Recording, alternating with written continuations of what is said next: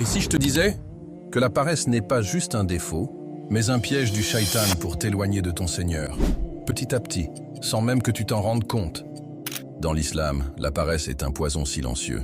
Elle ne fait pas de bruit, mais elle détruit les cœurs et les vies. Regarde, combien de fois tu repousses ta prière en te disant « je la ferai plus tard ». Combien de fois tu laisses passer une occasion d'apprendre, de donner, d'agir, parce que tu n'as pas l'énergie. Le prophète nous a enseigné à quel point c'est grave. Dans une invocation authentique, il disait « Ô Allah, je cherche refuge auprès de toi contre l'incapacité et la paresse. » Pourquoi? Parce que la paresse t'empêche d'avancer. Elle te bloque dans ton adoration, dans ta science, dans ton travail.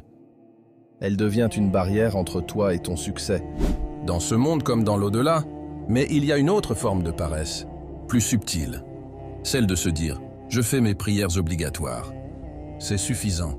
Oui, la prière est la base, le pilier, mais se limiter uniquement à cela, sans chercher à améliorer son caractère, sans aider les autres, sans bâtir quelque chose de bien dans cette dunya, c'est aussi une forme de paresse.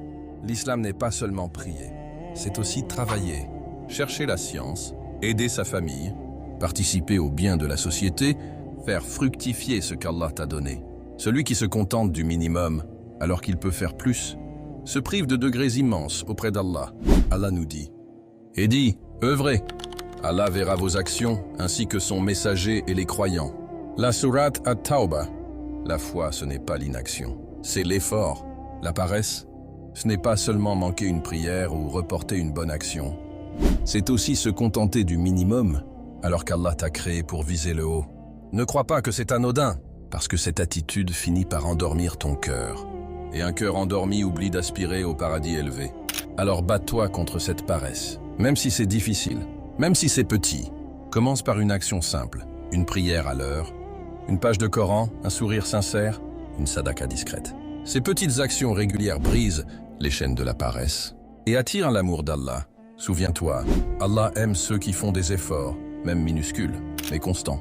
Alors dis avec moi, « Oh Allah, protège-nous de l'incapacité et de la paresse.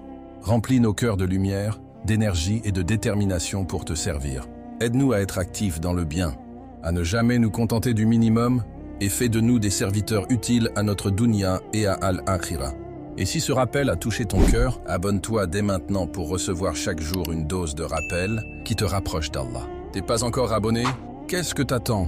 Rejoigne-nous et avançons ensemble vers Allah.